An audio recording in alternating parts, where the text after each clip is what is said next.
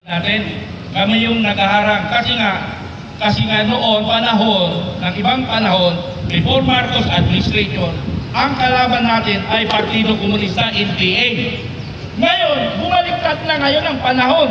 Ang mga nagsisigaw dito, pulis at sundalo, retired.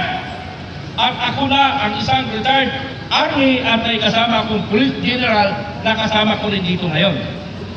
Bakit kami ang nagsasalita ngayon dito? May problema ang ating gobyerno.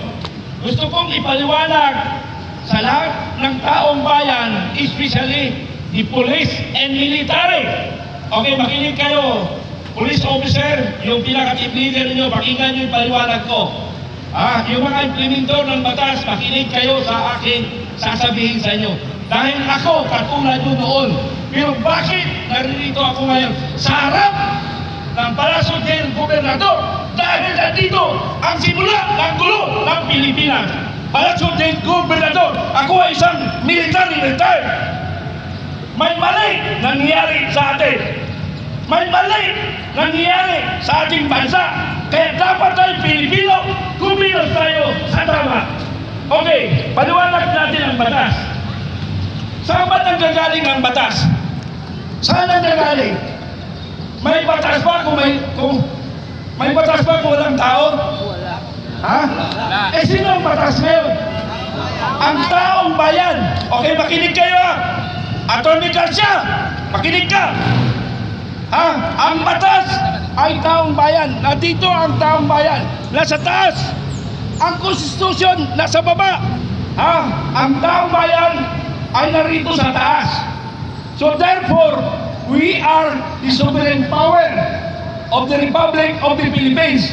Taong bayan ang nasa taas. Ang konstitusyon nasa gitna. Ang gobyerno, ang presidente, ang patupad ng batas ay nasa ilalim. So therefore, makinig kayo sa taong bayan. Okay, pag-usapan natin ang saligang batas. Implementor ng batas. Magbasa muna kayo ng batas bago kayo makisusagupa sa taong bayan gobyerno. Kasi ang hinahawakan namin ngayon, ang batas natin, 1987 Constitution.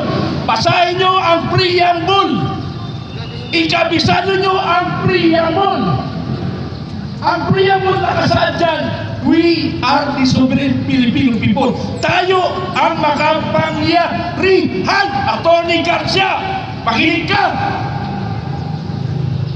Makinig ka. Ha?